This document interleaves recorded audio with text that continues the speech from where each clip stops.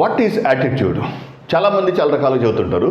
Okay, attitude, వాడికి ఎక్కువ attitude రా, వాడు యాటిట్యూడ్ ఫెలో అంటారు.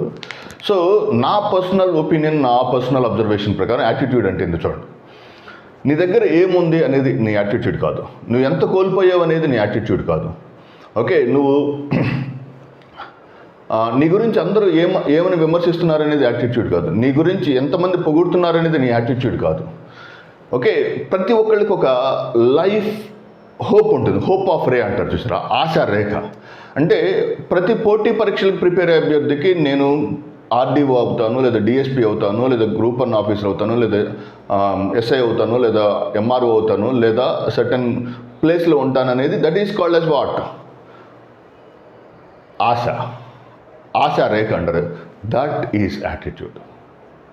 సో నువ్వు దేనికోసమే, అంటే ఏది ఉందని హ్యాపీగా ఫీల్ అవుతున్న, ప్రౌడ్గా ఫీల్ అయ్యేది, ఎవరు ఆల్రెడీ ఉన్న దాని గురించి పెద్దగా ఆలోచించరు. ఫర్ ఎగ్జాంపుల్, ఒక సచివాలయం ఉద్యోగి గ్రూప్ 2 ప్రిపేర్ అవుతున్నప్పుడు ఉన్న దాని గురించి యాటిట్యూడ్ చూపించరు, సాధించబోయే దాని గురించి చూపించబోయేదే యాటిట్యూడ్ అంటాను.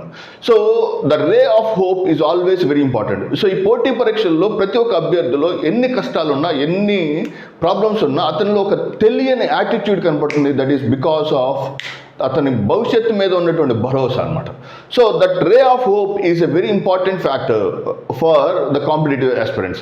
అందుకనే పోటీ పరీక్షలకి తప్పనిసరిగా ఏదో ఒక పాయింట్ ఆఫ్ టైంలో విద్యార్థులు తప్పనిసరిగా ప్రిపేర్ అవ్వాలనేది అందుకనమాట.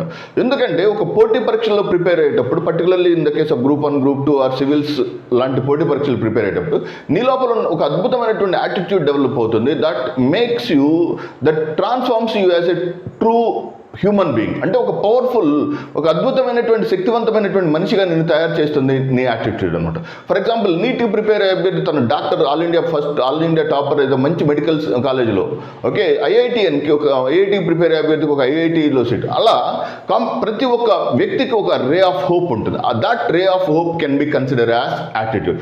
తను సాధించబోయే దాని గురించి చూపించేటువంటి ప్రవర్తన యొక్క విధానమే యాటిట్యూడ్. అంతేకాని తాను ఆల్రెడీ పొందిన దాని గురించి, తను ఆల్రెడీ హోల్డ్ చేసుకున్న దాని గురించి పొందేది యాటిట్యూడ్ కాదని నా వ్యక్తిగత అభిప్రాయం. So I hope you understand. So పోటీ పరీక్షలకు ప్రిపేర్ అయ్యే ప్రతి ఒక్క అభ్యర్థి never be depressed, never be low level. Okay, you are going to be reach to the top level at any point of time. Okay, so ఆ hope and ఆ attitude తోటి చుట్టుపక్కల ఉన్నటువంటి విమర్శల గురించి కానీ, చుట్టుపక్కల వచ్చేటువంటి పొగట్టల నుంచి ఏముంది ఏమి లేదని వాటి గురించి ఆలోచించకుండా మీ ప్రిపరేషన్ని నిరంతరాయంగా కంటిన్యూ చేయండి. Thank you very much. All the very best.